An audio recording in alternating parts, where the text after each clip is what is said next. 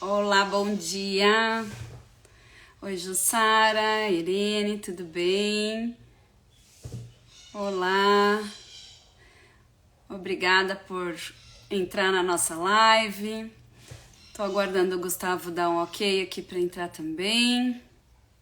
Hoje falaremos sobre socialização de filhotes, ou socialização de cães, né?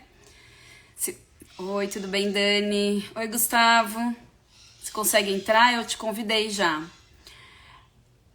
Se vocês quiserem, já vão colocando as perguntas. A gente tem algumas perguntas já que o pessoal mandou, mas se vocês tiverem alguma pergunta, já vai escrevendo aqui.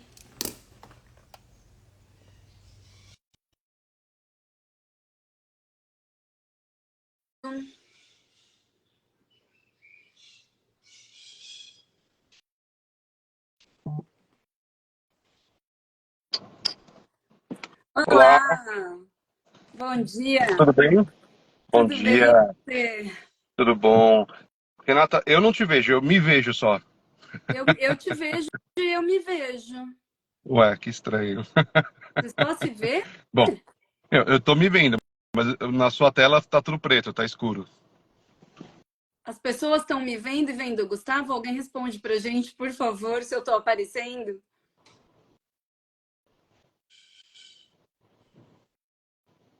Vocês estão vendo os dois?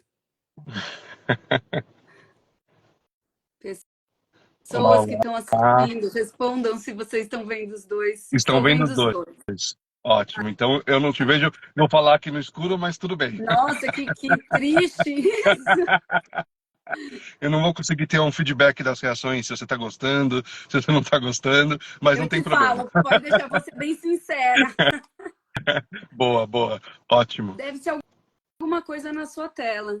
Pode ser, estranho, mas tudo bem, vamos embora, vamos seguir. Vamos lá, pessoal. Enquanto a gente espera, o pessoal está entrando.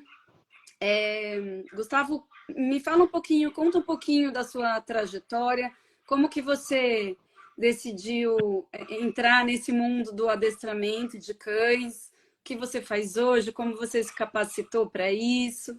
Conta um pouquinho da sua história para gente. Legal.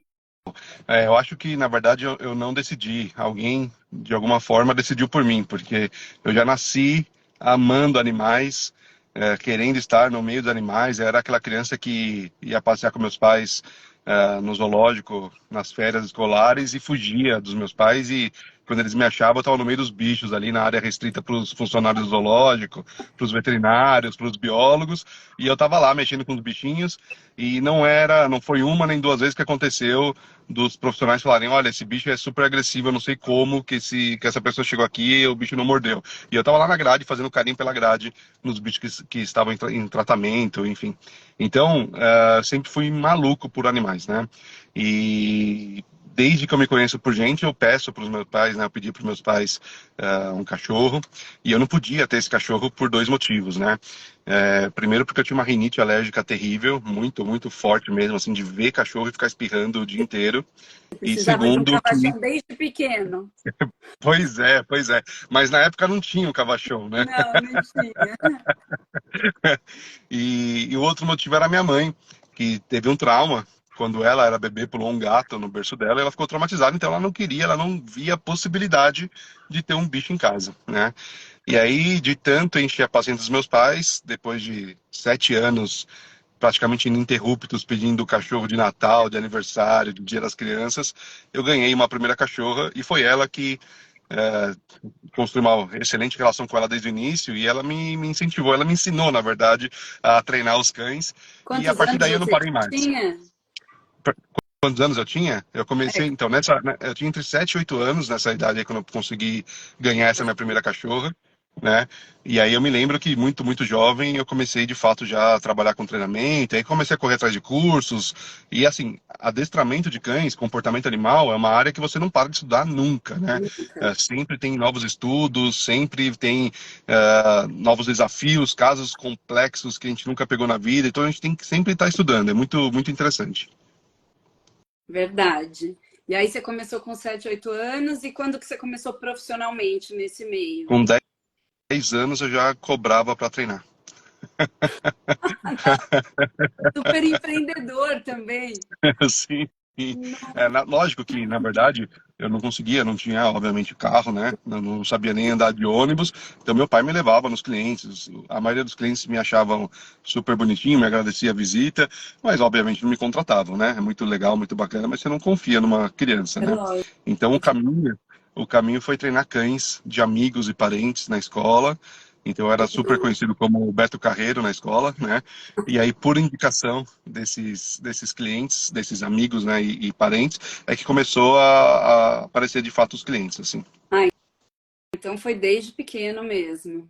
Sim, sim, desde criança. Minha relação com os animais é E antiga. a cão ideal? Como é que surgiu a cão ideal?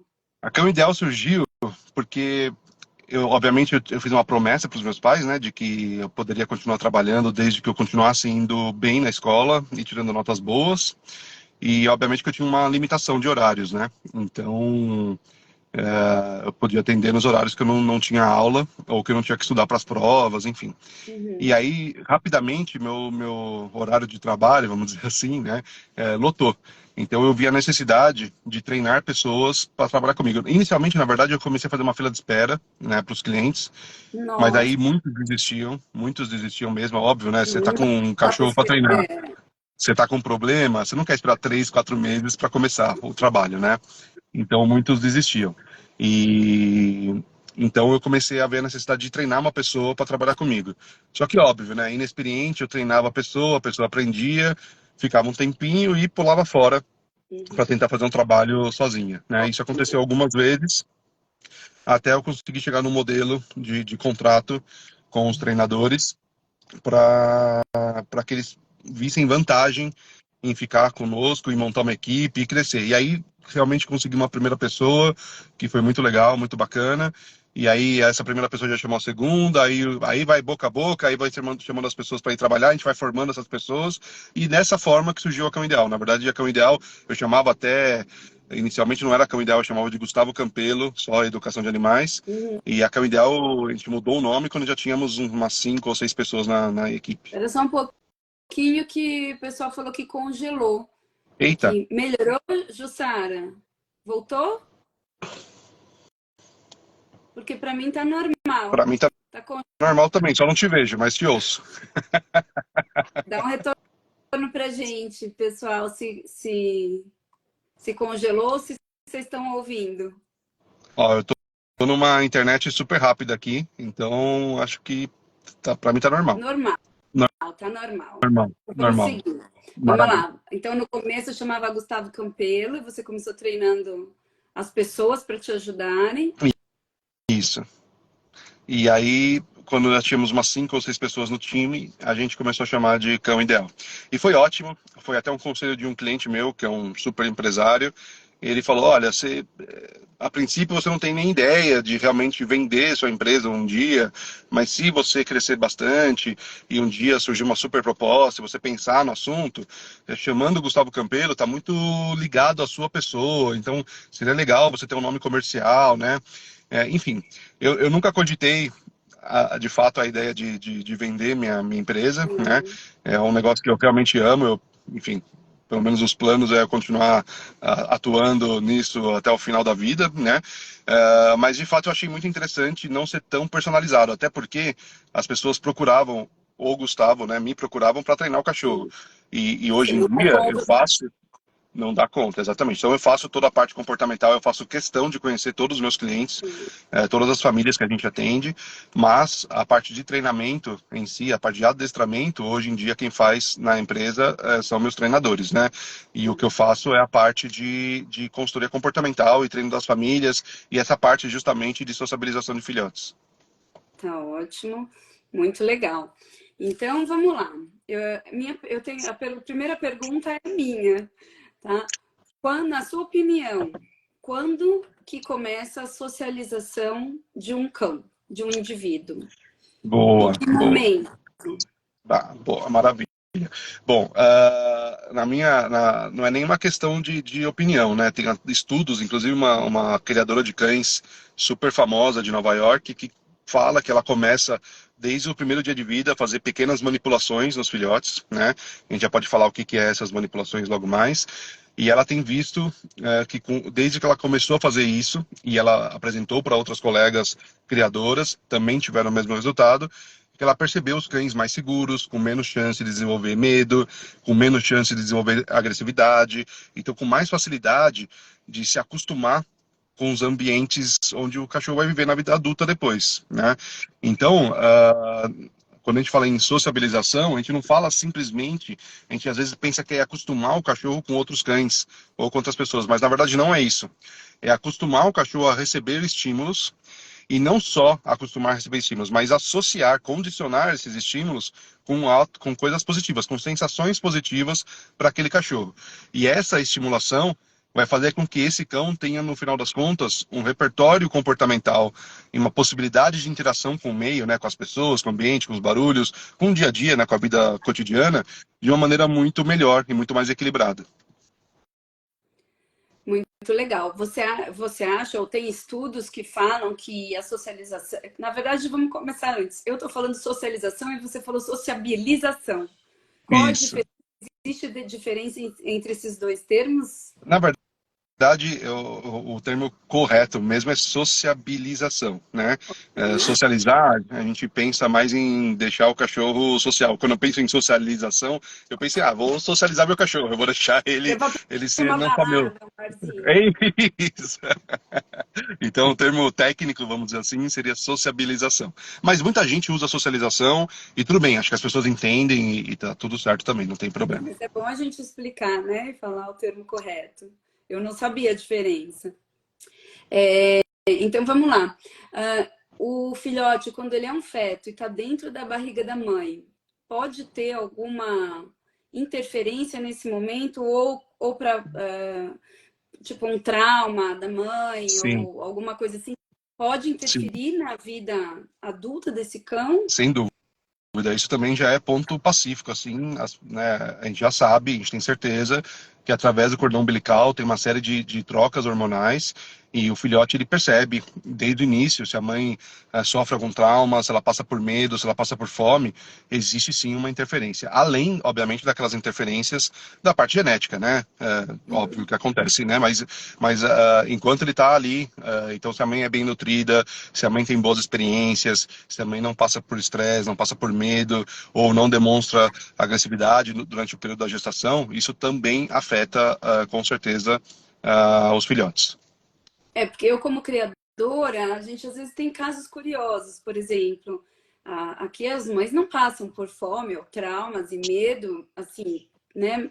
São bem cuidadas, mas às vezes nasce um filhote que é mais medroso, Sim, né? Que os outros, e com o mesmo tratamento, sim, todos com o mesmo tratamento, todos com o mesmo tipo de manipulação.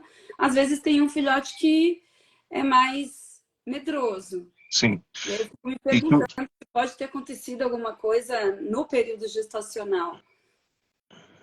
eu acredito que o que pode afetar, sem dúvida, é a parte genética. Naturalmente, numa ninhada, vão nascer aqueles 5 perfis de temperamento que nós temos nos filhotes, né? Então, é o que a gente chama de a parte de dominante ativo, dominante passivo, easygoing e submisso ativo e submisso passivo. São 5, entre aspas, personalidades. Nós chamamos de sinolidade, né? Que são os Uhum. temperamentos dos cães. Isso é natural acontecer, né? Então, naturalmente, vai ter um que vai ser o que vai comer primeiro, vai ter o outro que vai ser o mais medrosinho, o outro que chora mais. Isso acontece com todas as ninhadas, independente da gente fazer esse trabalho de sociabilização, de estimulação precoce ou não, tá? O que acontece é o seguinte, às vezes, justamente esse cachorro que nasceu já um pouquinho mais medroso, que tem um pouquinho mais de receio, que é um pouco mais tímido, se a gente fizer um trabalho desses desde o início, esse cachorro tem mais chances depois de se tornar um cachorro equilibrado e tranquilo. Sim, com certeza. Quanto antes, melhor, né? Sem dúvida. E então existe aquele programa, não sei se as pessoas conhecem, mas muitos criadores do Brasil já estão implementando, a gente também, que é o Puppy Culture, que é exatamente um programa para a gente manipular e submeter filhotes recém-nascidos a um estresse bem pequeno, né? O estresse é tipo colocar de cabeça para baixo por 5 segundos, colocar de barriga para cima por 5 segundos, colocar numa superfície mais fria por 5 segundos. Então, ir submetendo o filhotinho de 3 dias de vida, desde os 3 dias de vida, a pequenos momentos de estresse, para que ele se torne um cão mais equilibrado no futuro, né? Então, isso é válido, isso é uma tendência hoje nos canis, você acredita? Eu acho que vai se tornar, está se tornando sim uma tendência, mas é necessário deixar uma recomendação aqui de muito cuidado, tá? Por quê? Porque da mesma forma que a pouca estimulação não ajuda o filhote, ou às vezes pode até retardar um pouco ah, o conhecimento, Exato. o desenvolvimento, exato, o resultado do desenvolvimento do filhote, a hiperestimulação também pode ser um problema, né? Então, é muito importante que a gente não só siga um programa, é legal ter um programa de base, sem dúvida, tá? Mas que a gente avalie o que está acontecendo, que a gente realmente veja cada filhote, qual é a reação de cada um deles, né? Se realmente não está sendo muito tempo. Quando a gente fala de estimulação, não é que ele vai ficar o dia inteiro sendo estimulado, pelo contrário, é muito pouco, tá? É coisa de 5 minutinhos por dia, ou no Isso, máximo não dá nem duas isso, sessões. É muito curtinha, 2 minutos, 3 minutinhos. isso, Então, por exemplo, no primeiro muito dia, pouco. o que essa criadora que eu comentei de Nova York faz, ela simplesmente pega um cotonete e ela Isso, passa nas no meio dos patinhas. dedinhos, exato, no meio dos dedinhos, nas linhas digitais do É, filhotinho. E isso dura, tipo, 30 segundos. isso, é É isso no isso primeiro mesmo. dia, né? Isso, muito rapidinho. E os estímulos vão aumentando e se tornando diferentes conforme o animalzinho vai crescendo, Isso. né? Até que com 2 meses ele já conhece outras pessoas, né? Já tem mesmo uma socialização em vez de só sociabilização, né? Ele conhece outras pessoas e tem outros brinquedos, outras caixas de papelão, barulhos, enfim. Isso. Exato. Então, assim, é muito importante, por exemplo, a maioria dos criadores tem a criação, né, o plantel dos cães no interior, num lugar que tranquilo, com os passarinhos, lugar mais calmo. E talvez uma boa parte desses cães, quando adultos, vão viver em cidades grandes, né, como São Paulo, que tem moto, tem buzina, tem acidente, tem ambulância, né? Então, o quanto mais cedo a gente conseguir, de uma forma gradativa, e pensada, né, para evitar estresse demasiado, né, e colocar esses estímulos, melhor vai ser a vida desse cão, com certeza. Ele já vai estar se acostumando com o ambiente que ele vai viver na vida adulta. Claro, com certeza. E onde entra, em que momento você acha que entra o adestrador, o papel do adestrador? O que eu percebo no canil é que atualmente o adestrador ele está entrando com um papel muito mais cedo, às vezes até antes da aquisição, né, da que a família faça a aquisição do filhote, que eu acredito que seja muito melhor do que esperar para o filhote ter um problema de comportamento e aí sim chamar o adestrador. Então, qual que é o seu papel como adestrador? Se a família te liga e eles falam que estão pensando ainda em comprar um cão. Vai Legal. desde a orientação da raça? Como que funciona? Foi muito legal você falar isso, porque ontem, né, nós tivemos uma experiência juntos que foi muito bacana, a família está super feliz, né, e foi justamente nesse trabalho, né, uma família me procurou, tendo dúvidas de que cachorro, eles queriam ter um cachorro, mas não sabiam qual, não sabia se ia ser macho, se ia ser fêmea, se ia ser pequeno, médio, grande, eles tinham uma ideia, eles já tinham uma raça em mente, mas não tinham certeza se era o ideal para eles, né. Então, isso que você falou é muito legal, porque cada vez mais a gente está sendo procurado para prevenir problemas, antes mesmo de ter o cachorro para ter problemas, né? Então, a Ah, gente vai fazer um é o trabalho ideal, é o mundo ideal mesmo, né? perfeito. Não, e quando você fala de mundo ideal, você sabe que está falando com um cão ideal, né? Aham, É a minha área. boa, boa. Bom, então, assim, a gente faz um estudo de como é o ritmo da família, qual é a rotina da família, quais são as condições físicas, né? Então, qual é o espaço que essa família, que a casa dessa família tem, que tipo de viagens essa família costuma fazer, se o cachorro, se a pretensão é que o cachorro viaje junto ou não, se ele já tem experiência com cães, porque tem algumas raças que exigem um pouco mais de experiência, né? O quanto eles estão dispostos não só a pagar pelo filhote, mas depois que o filhote já existir, já estiver na casa, o quanto eles estão dispostos a gastar por mês com esse cachorro. Porque óbvio que um Cavalier vai gastar muito menos, não é, do que um Cane Corso, por exemplo, certo? Certeza. Então, em termos de ração, sei lá, talvez o Cane Corso coma em um dia o que o Cavalier come em um mês, talvez, não sei. Então, então tudo isso conta, sabe? Tem raça que precisam de tosa, que vai ter um custo adicional, raça que tem mais tendência a ter doenças do que outras, então tudo isso conta na hora de escolher. Então esse já é o primeiro passo, né? O segundo passo é realmente conhecendo a família e entendendo que tipo de relação que eles planejam ou que eles sonham em ter com esse cachorro. Vai ser um cachorro para fazer trilha? Vai ser um cachorro porque eles querem só algo carinhoso para assistir uma televisão? Eles têm tempo disponível no dia a dia ali para poder passear com esse cachorro, para gastar energia desse cachorro, para treinar esse cachorro, né? Para formar esse cachorro? Porque se de repente eles não têm tempo nenhum, mas ainda assim acham que é válido ter um cachorro porque eles vão terceirizar serviços, talvez também seja válido ter um cachorro já adulto e não um filhote que tem que fazer todo esse trabalho de formação e tudo mais. Então a gente tem que avaliar todas essas possibilidades. Inclusive, uma possibilidade que eu sempre dou para os clientes, não fica brava comigo porque eu sei que você é criadora, mas é justamente de adotar um Não, vira-lata, um cão sem sim. raça, Não, né? eu também, eu tenho adotados. Eu tenho cães adotados aqui. É, E eu eu acho não me ótimo, importava de jeito nenhum. Eu acho eu acho que ótimo. eu sou apaixonada por vira-lata, sempre tive a minha vida inteira e não vou deixar de ter. Mas eu acho que para você ter um vira-lata, você tem que estar um pouco mais aberto, não pode ter tantas restrições. Sim, exato, exato. Porque o vira-lata, você não sabe como vai ser o nível de energia, como que vai ser a relação dele com crianças, com outros cães. Então, acho que você tem que estar mais aberto a ter um animal mais, vai, entre aspas, imprevisível, né? Porque, Sim. mas, nossa, eu tenho vira-lata aqui, que eu tenho a Honey, que está com 15 anos já, tem um monte de vira-lata no sítio, tem vira-lata no canil, tem vira-lata em todos os lugares. Eu sou apaixonada pelos vira-latas também. Legal. Então, é sempre uma possibilidade. E óbvio, Claro é que isso que é. você falou. Tem que ver se cabe realmente na família, se a família está aberta para essas possibilidades que nem sempre são super previsíveis Tamanho dos que cães vai sem raça. estar, né? Às vezes a gente adota achando que vai ser pequenininho e o cachorro fica com 30 quilos, então... Sim, sim, sim.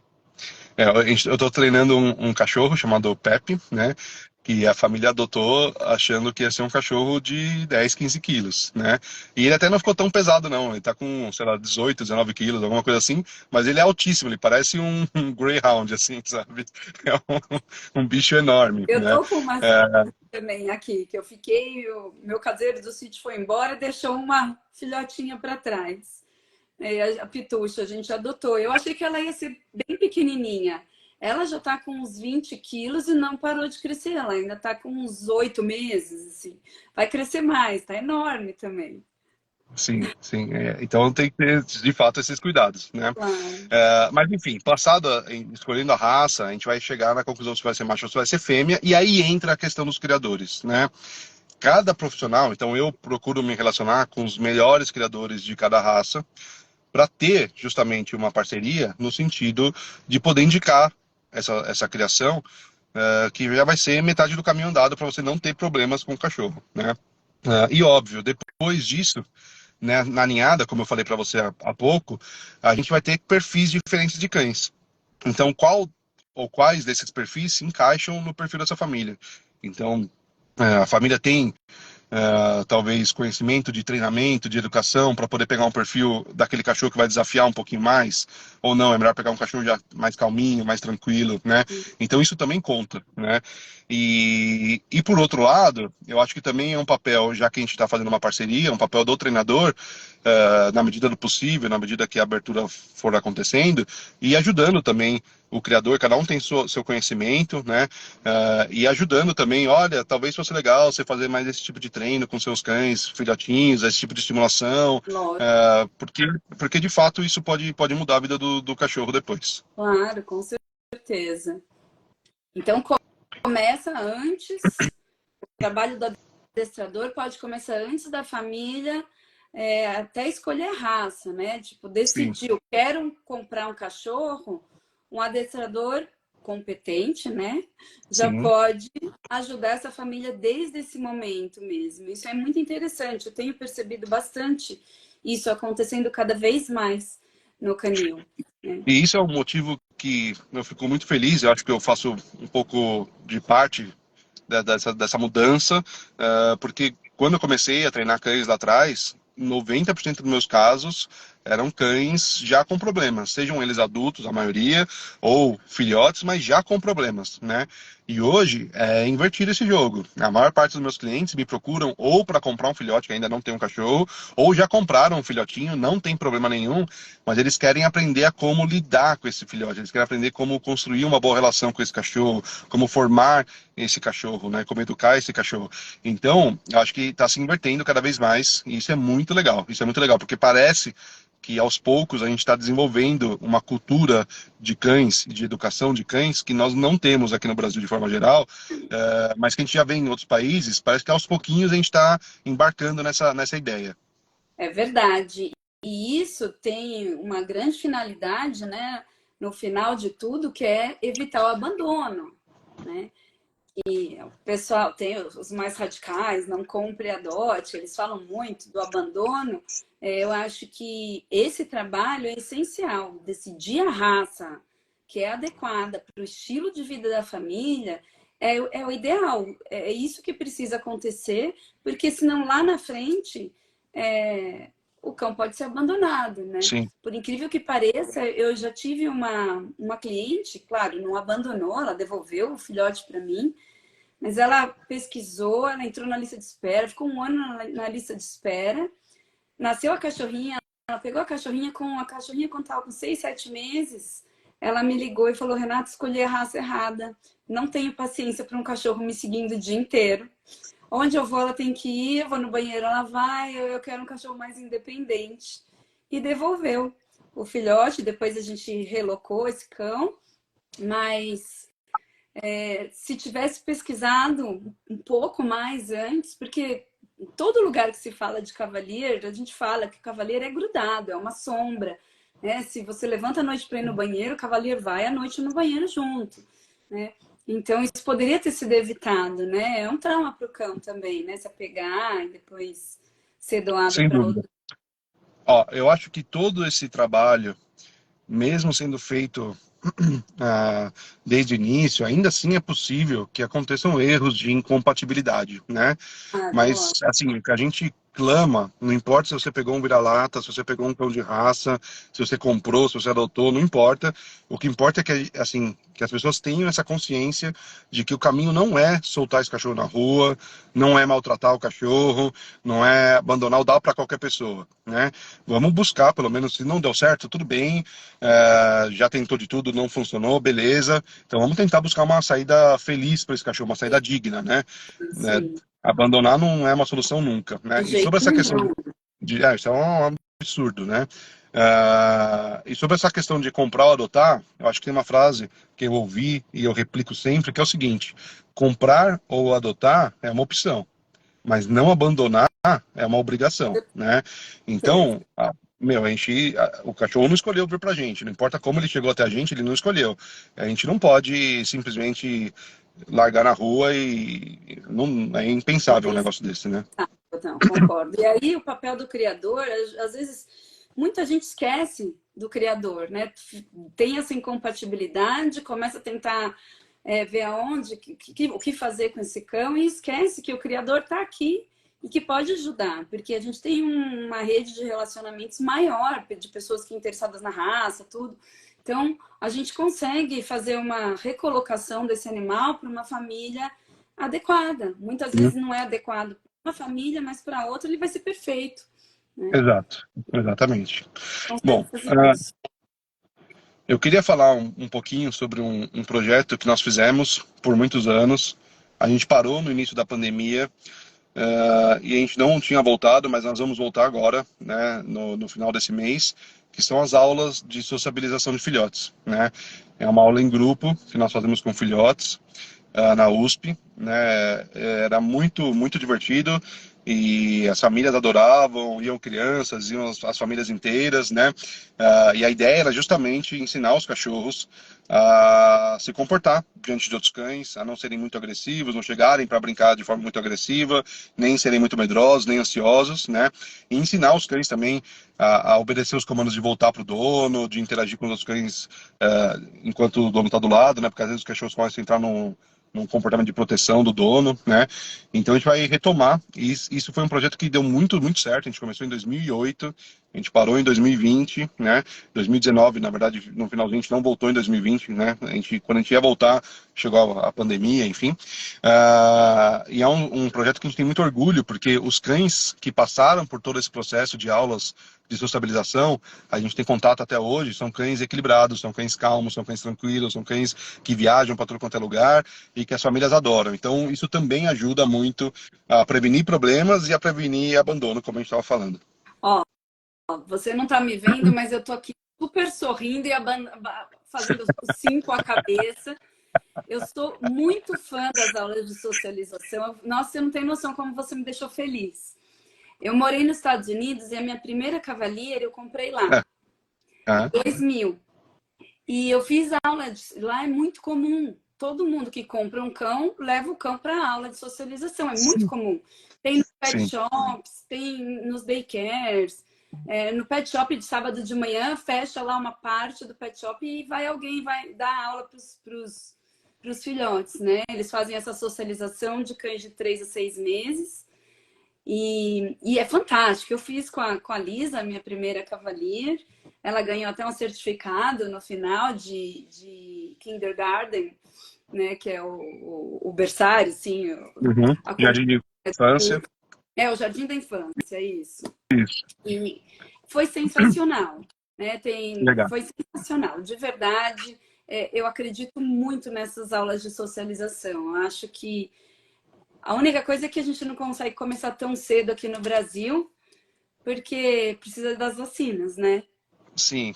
Essa questão das vacinas tá, obviamente, é super importante, né? Mas alguns veterinários já estão flexibilizando um pouquinho, a gente faz uma boa limpeza do ambiente e tal. Já está Sim, começando a mudar um pouquinho essa ideia e essa super proibição, assim, né? É um trabalho lento aos poucos. Os veterinários, obviamente, têm toda a razão de se preocuparem, de orientarem, né? Mas aos poucos a gente está conseguindo mostrar a importância realmente da sociabilização e que tem essa questão do risco-benefício, né, para colocar na balança e pensar aos poucos, enfim, se vale a pena mesmo, se o risco de fato é muito grande ou não. Vai depender bastante da região, vai depender bastante da limpeza do local, vai depender de vários outros fatores, né? claro. Você vai numa praça aberta, o risco é muito maior do que se for Não, num bem shopping, fechado. Isso. num ambiente fechado, controlado, que não tem cães de rua indo. Eu também acho que isso mudou um pouco. Eu estava conversando ontem também com uma cliente. Ela perguntou: posso levar na casa de amigo? Não tem risco nenhum? Eu falei: risco nenhum? Não posso falar. Mas o risco é muito baixo comparado com o benefício de você levar um filhote para conhecer 10 pessoas de uma vez, Exato. né? É, Então, essa visão ela tem mudado, porque se a gente pensa em 5 anos atrás, não é muito longe não, 5 anos atrás, imagina, é proibidíssimo, não pode levar na casa do amigo, mas aí você fala, mas tá bom, mas e se eu morasse na casa desse meu amigo? Se fosse a minha casa e já tivesse um cachorro, eu não ia poder deixar os dois terem contato, né? Aí você fala assim, não pode ir pro sítio, tá bom, mas e se eu morasse no sítio? Então eu não ia poder ter um cachorro, né? Então assim, são preocupações, né, que aos poucos a gente tá percebendo que de fato tem que tomar cuidado, não é assim oba-oba, leva no Parque do Ibirapuera e seja o que Deus exato. quiser, né? Mas se a gente tomar alguns cuidados, esse benefício da sociabilização realmente ajuda muito os cachorros. Sim, com certeza. Tem que ter uma sociabilização em ambiente controlado, mas tem que ter, não é fechar em casa Sim, até os sim. 4 meses de idade, que isso vai ser muito prejudicial. Eu li num livro uma vez, queria confirmar com você essa informação.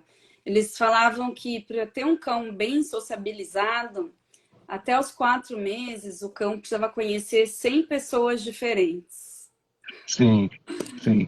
Quem fala bastante Existe isso é isso? o Ian Dunbar, né? Ele fala isso. Lógico, foi um estudo que ele fez. Eu não sei, eu nunca contei quantas pessoas meu cachorro conheceu até 4 meses de idade. Sinceramente, eu não fiquei fazendo essa conta. Mas, com certeza, essa frase é verdadeira no sentido de que quanto mais pessoas esse cachorro conhecer, ou seja, crianças, idosos, homens, mulheres, né, cadeirantes, pessoas que andam com bengala, ou seja, quanto mais estímulos, quanto mais situações diferentes esse cachorro conhecer, mais rico vai ser o repertório desse cachorro e mais equilibrado esse cachorro vai ser se. Aí entra o se que é importante, tá? Não basta apresentar esses estímulos. É muito importante, é fundamental que esses estímulos sejam pareados com sensações boas. Tá? Então, por exemplo, Entendi. tá bom, então eu vou levar o meu filhotinho para conhecer uma pessoa que é um cadeirante. Por quê? Porque de repente eu tenho uma pretensão de ter um cachorro super sociável, ou até mesmo um cachorro que vai fazer um trabalho de terapia Ai, assistida por animais, em hospitais, em asilos, enfim. Pô, legal, bacana, vou levar. Só que daí nessa situação, na primeira vez ou na segunda vez que ele teve contato com uma pessoa, um cadeirante, sem querer, aconteceu um acidente.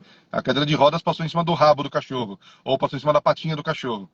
Você consegue perceber que você apresentou o estímulo e foi suficiente? Não, ele associou com não, certeza a cadeira de rodas com um estímulo sim, doloroso, né? é Então, assim, horrível. não basta apresentar os estímulos, tem que apresentar os estímulos e parear com coisas, com sensações boas. Isso sim é sociabilização.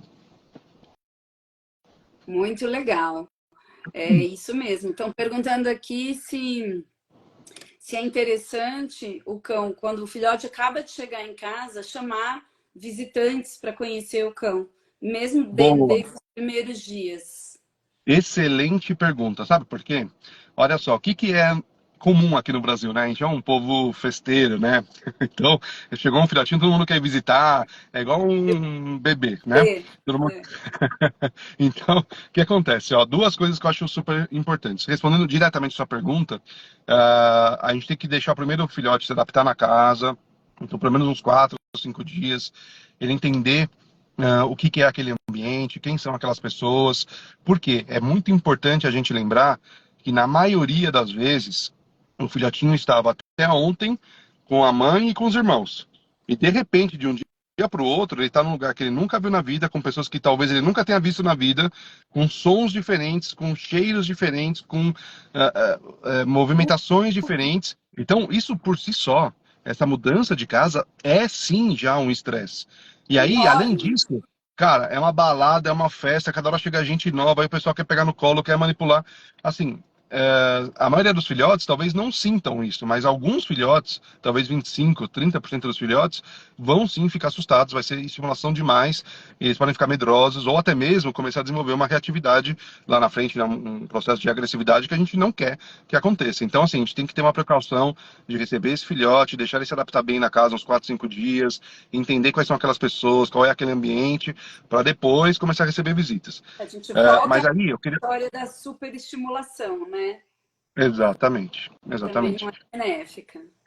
E quando for receber visitas, receber uma visita por vez, fazendo aquilo que eu acabei de falar, né? De condicionar a situação dessa visita com algo bom, né? Então não ser uma coisa super pegajosa. Mas o que eu queria mesmo falar foi o seguinte: eu não sei se você reparou naquela família de ontem que foi buscar um cachorrinho aí, né? Daquela nossa parceria, nosso cliente em comum. Se eles devem ter sido mais cuidadosos na hora de ter o primeiro contato com o cachorro, Super né? cuidadosos. Todos sentaram no chão e Exato. esperaram o cachorro chegar neles. Já Boa, fizeram exato. Então, essa é super. uma. Eu olhei e falei, nossa, o Gustavo já treinou a família antes de treinar. Não, Eles eles foram são super. ótimos. Eles são super legais, uma família muito bacana, né?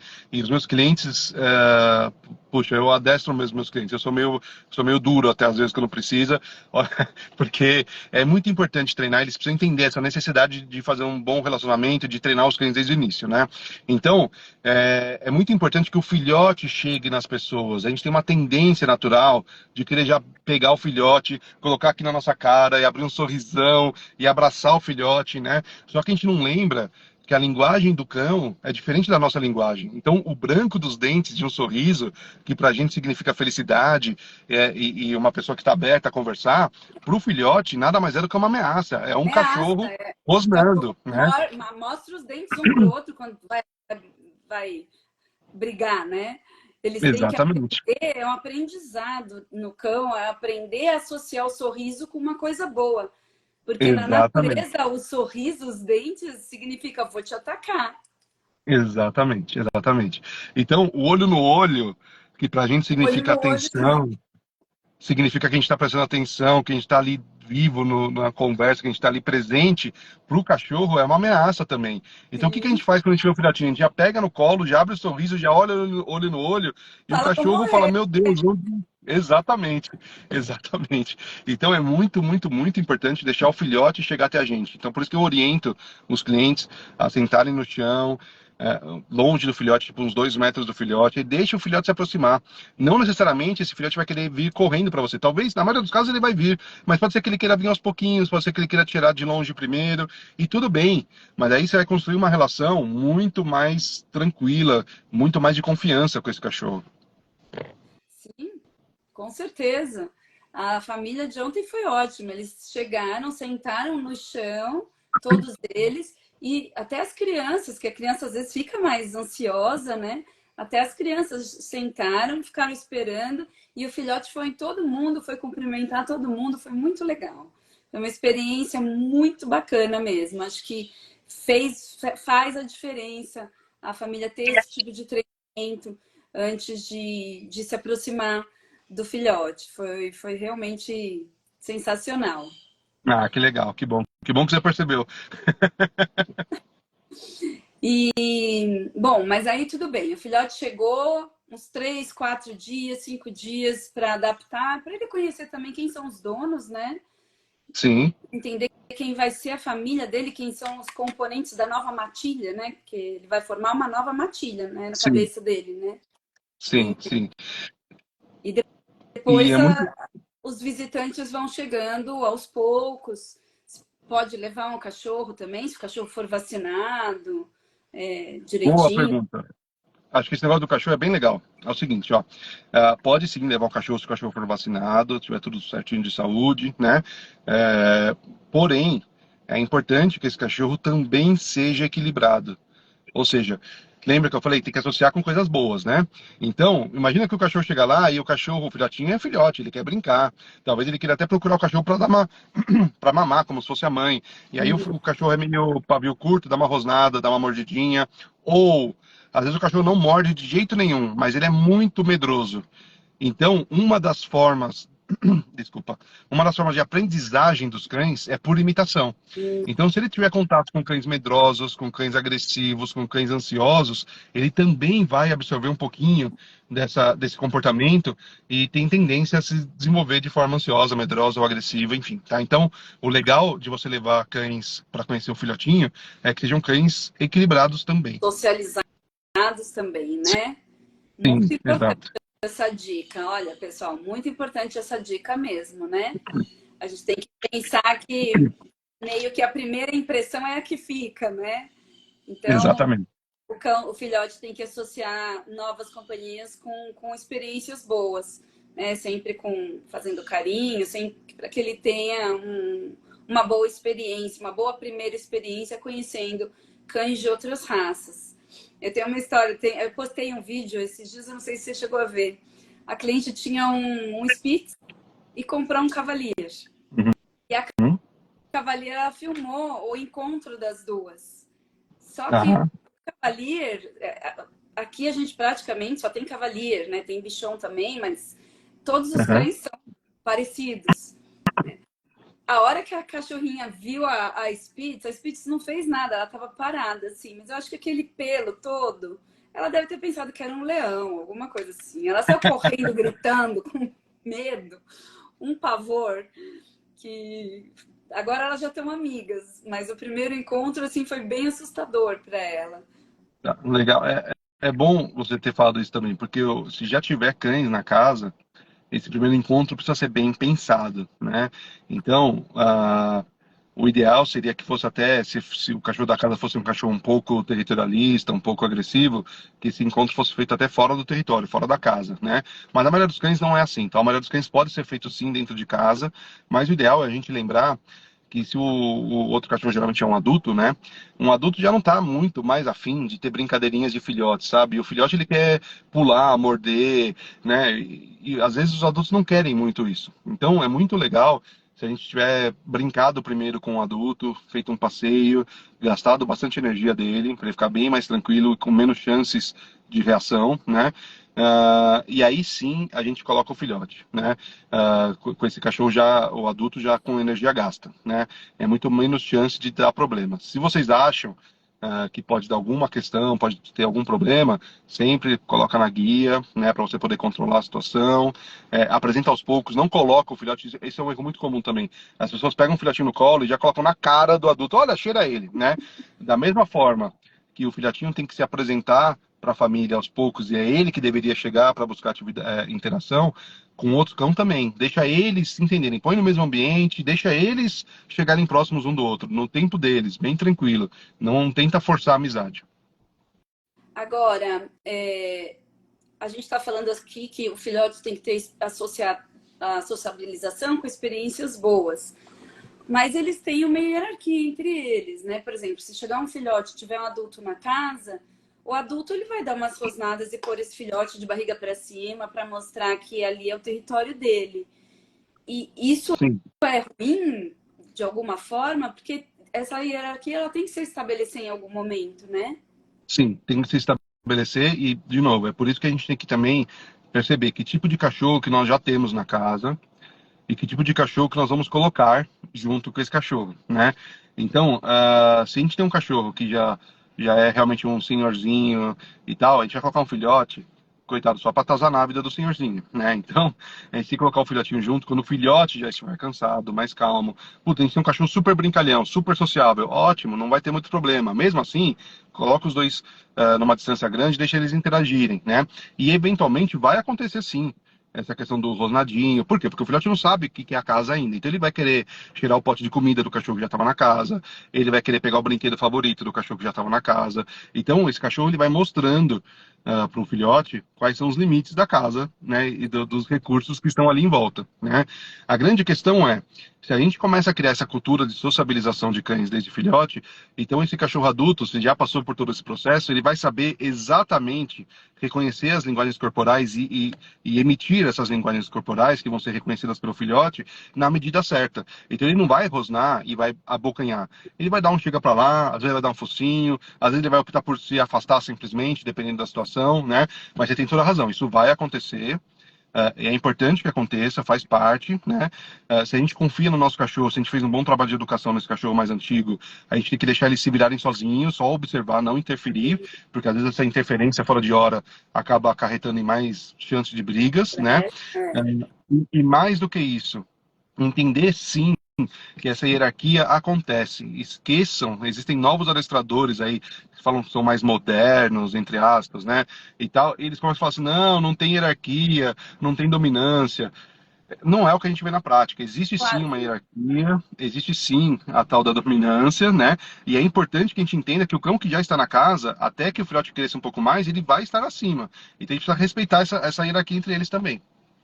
Eu já recebi umas 3 clientes, mais ou menos, que já tinham, e todas com cavalier, né?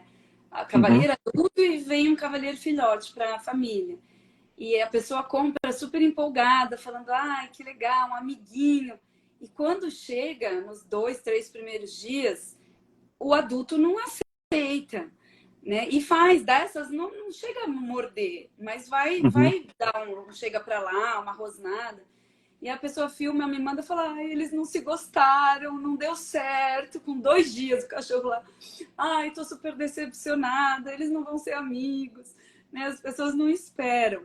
Mas é importante entender isso também, né? O que que o cão adulto pensa na hora que chega o filhote? Às vezes é um cão que se dá super bem com outros cães. Então vai, frequenta pracinha, frequenta encontros, se dá bem. Mas a hora que chegou um filhote na casa dele, naquele primeiro momento ele tem uma reação um pouco assim, não como o dono espera, né? De tipo abrir os braços e falar: venha, meu irmãozinho novo. Então, isso acontece muito porque a gente tem, de fato, pouco conhecimento, os donos de cães, de maneira geral, têm pouco conhecimento sobre a linguagem dos cães, né? Então, assim, do ponto de vista do cachorro que já está na casa, chegar um novo filhote, por mais que ele goste de outros cães, no parque, na praça, no daycare, nas viagens, enfim, dentro de casa é outra coisa. É o espaço dele, ele tem toda a atenção da casa, de repente vai ter que dividir com outro serzinho, né? Esse outro serzinho é um cachorro, como eu acabei de falar, não sabe os limites, então ele vai querer mexer na comida, ele vai querer mexer no brinquedo favorito, o filhote, o adulto vai estar deitado lá na caminha, o filhotinho vai pular em cima, vai querer deitar junto, e ele vai ter que dividir a cama. Então, assim, na cabeça do cachorro, entre aspas, né, é uma disputa de recursos mesmo, né? Então, essa apresentação tem que ser feita com cuidado, mesmo se o nosso cachorro já for sociável, por esses motivos, né? Então, deixar o cão adulto já mais cansado, deixar o filhote já não ficar mordendo tanto o pelo do adulto, porque isso vai atrapalhar, e fazer essa interação aos poucos, né? Às vezes é útil até a gente deixar os dois separados a maior parte do tempo e ir juntando em pequenos momentos do dia e aumentando esse tempo aos poucos, tá? Uhum. Dia após dia. E é normal o cachorro que já está na casa, tem dono que fala assim, olha, ele não gostou, ele virou a cara para mim, ele não fala mais comigo, né? É, Então é normal, comum. por alguns dias, esse cachorro realmente entender a nova relação e tal. Mas depois, assim, é super comum, depois de 2, 3 dias o cachorro já tá brincando e tá tudo certo. Mas na dúvida, é sempre legal ter um treinador para ajudar também na prática. Com certeza. Inclusive no primeiro encontro, né? Sim, Para que sim, seja uma experiência boa. Mas as pessoas têm que ter um pouquinho de paciência. Às vezes vai sim, levar uns dias até esses cavalier, sendo só cavalier, eu garanto, vão dormir juntos. sim, sim. Eu garanto. Mas às vezes nos primeiros dias eles se estranham mesmo, fica com ciúmes, né? E as pessoas imaginam assim o encontro ideal na cabeça delas, isso não acontece, aí é aquela decepção, meu Deus, eu comprei um irmãozinho para ele. Sim, a gente faz muitas coisas, a gente idealiza muitas coisas, e na hora de colocar em prática, como é um sonho, né, ter um irmãozinho para o cachorro e tal, a gente não para pensar como fazer isso, a gente acha que é só colocar ali e tudo bem, né? Então, quando a gente fala em educação de cães, a gente está falando bastante de usar a racionalidade para educar esse cachorro, né? Então, tudo que a gente vai fazer de novidade para o cachorro, né, a gente tem que pensar, estruturar, pensar nos riscos, pensar quais são as vantagens de fazer dessa forma, como fazer. Isso vai minimizar com certeza problemas. Com certeza. Tem uma pergunta aqui que é: quando o filhote é medroso e assustado, como fazer essa dessensibilização? É possível melhorar esse filhote? É possível fazer uma dessensibilização? Sim, é super possível, tá? E é importante que seja feito o quanto antes, né? Então, lógico que cada caso é um caso, tá? Cada caso é um caso, mas normalmente o que a gente faz é primeiro construir um vínculo de confiança forte com esse filhote, né? Pelo menos com uma pessoa da casa, se tiver mais pessoas melhor, mas pelo menos com uma pessoa. E com esta pessoa, que o filhote tem um vínculo de segurança maior, a gente vai começar a colocar esse estímulo que causa medo lá longe. Então, vamos imaginar que é um barulho do liquidificador, por exemplo, tá? Então, a gente vai colocar esse estímulo bem longe, o mais longe possível. Enquanto essa pessoa que tem a confiança do cachorro está brincando de bolinha, ou brincando com alguma coisa que o cachorro gosta, esse estímulo do liquidificador, no mínimo som possível, vai estar bem longe e aparecendo. E aos poucos esse estímulo vai se aproximando, bem aos poucos mesmo, sessão por sessão, sessões curtas, sessões de 2, 3 minutos muitas vezes, no máximo estourando 5 minutinhos, né? E ele vai começar a se acostumar que ele está brincando e que tem um liquidificador ali e que está tudo bem e que a vida segue, né? Mas é importante ter esse vínculo, fica muito mais fácil se realmente tiver uma pessoa que tenha um vínculo de confiança bem forte com o animal. Ah, muito legal. Então é possível e o quanto antes, né? Não esperar Sim, um cão mais velho para fazer. não, não. Quanto mais cedo, melhor. E eu dei o exemplo do liquidificador, mas pode ser tudo, tá? Pode ser fogos, pode ser trovão, pode ser barulho de chuva, pode ser carros passando em alta velocidade, pode ser ambulância. Se você mora perto do aeroporto, barulho de avião, enfim. A gente pode, Todas. inclusive, buscar sons desses estímulos que eu acabei de falar no YouTube. Tem vários vídeos com sons de chuva, sons de trovão, sons de tiro, sons de ambulância, e ir usando para fazer esse processo. Ah, muito legal. Eu tenho uma última pergunta para você. Infelizmente está acabando o nosso tempo. Uau, que rápido! Muito rápido. A gente vai ter que marcar uma segunda live. Vamos fazer uma segunda. Isso acontece principalmente com o cavaleiro, mas acho que em todos os cães, né? A, a pessoa confunde o dar amor com deixar o cão fazer de tudo e não adestrar. É a Sim, mesma coisa que a gente faz com criança, né? É sim, difícil chegar para um cavaleiro com aquela cara meiga, fofa e falar não, isso não, isso está fora do seu limite. É difícil, né? Então, como sim. que você vê isso? Quando que quando que até onde vai o amor e a permissão das pessoas fazerem, deixar fazer tudo? E quando que tem que entrar o adestramento? E você tem que falar não no adestramento. Não adianta só, né? Sim. Lógico, a gente eu sou adepta ao reforço positivo, tudo, mas não é tudo que dá para deixar, né? E não Exato. é falta de amor. As pessoas têm que entender que não é falta de amor. Excelente sua pergunta, né? Mais uma vez, assim como na psicologia humana, tem surgido essas novas teorias de que você não pode falar não para a criança e não colocar limite. Nos cães também, infelizmente, tem aparecido esses adestradores que falam, olha, não pode de jeito nenhum dar bronca, não pode falar não, seu cachorro vai ficar traumatizado. É óbvio que um bom profissional, ele vai usar muito mais o reforço positivo para treinar os cachorros, mas não tenha dúvida disso, não tenha dúvida, né? Mas isso realmente não basta, é necessário colocar limites, até por segurança da própria vida do cachorro, para nossa segurança, para a segurança dos outros. A gente vive em sociedade, a gente precisa ter um cão controlável, né?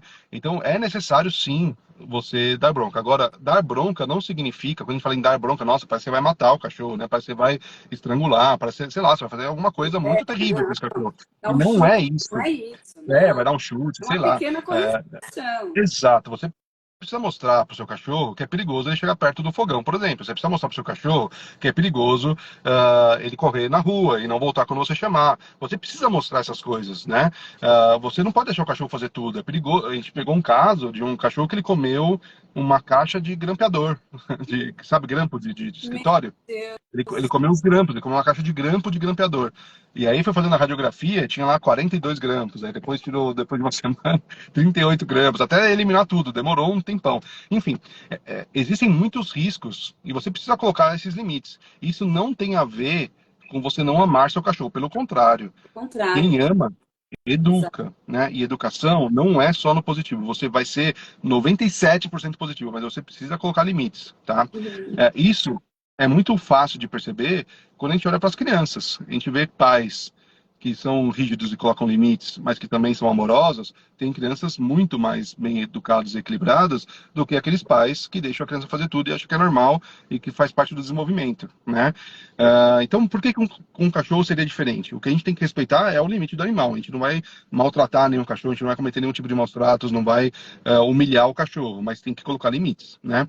Agora, o que não pode acontecer, e é uma coisa que eu vejo com muita frequência, tanto com a educação de crianças quanto de cachorros, os pais ficam pouco tempo com as crianças, se sentem culpados e E tentam aí, equilibrar essa falta, dando muito carinho e atenção, e acham que se der bronca, a criança vai perder o vínculo com os pais. E com os cachorros acontece uma coisa parecida. A nossa vida é trabalhar, a gente fica fora o dia inteiro, a gente gostaria de estar com o cachorro o tempo inteiro, mas não podemos na maioria das vezes.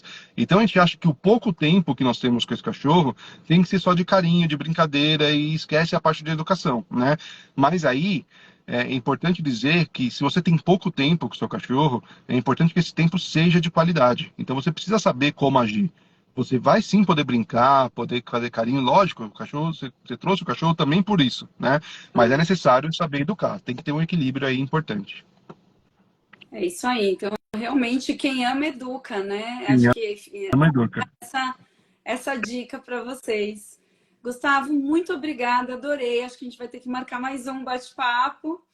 Ó, o pessoal está elogiando a live aqui. Mais lives, Legal. por favor. Com certeza a gente vai marcar mais, sim. Tem muito assunto ainda para falar sobre esse tema, né? Sabe o que que a gente podia fazer, Renata?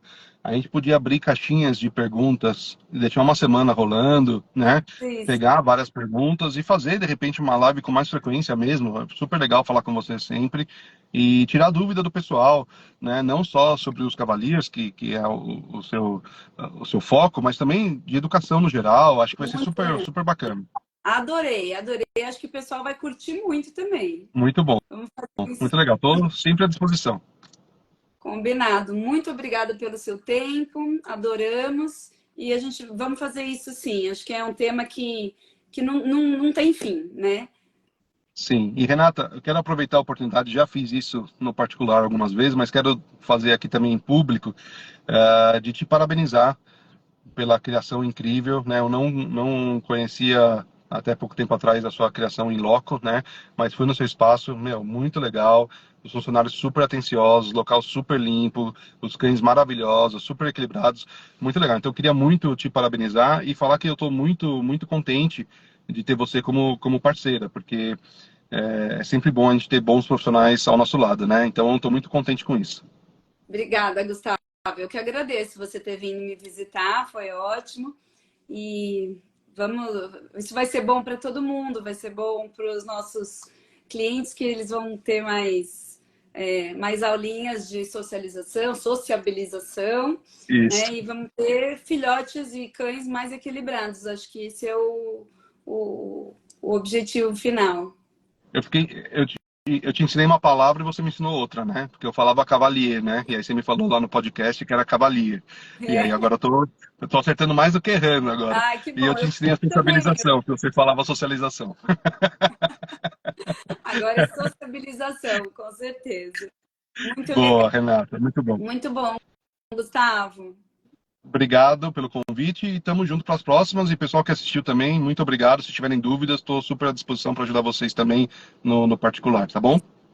Isso aí, se vocês tiverem mais perguntas, mandem que a gente vai marcar uma próxima live para tirar as dúvidas de vocês. Obrigada para quem assistiu e um abraço a todos. Valeu, tchau, tchau, até Tchau, mais. tchau.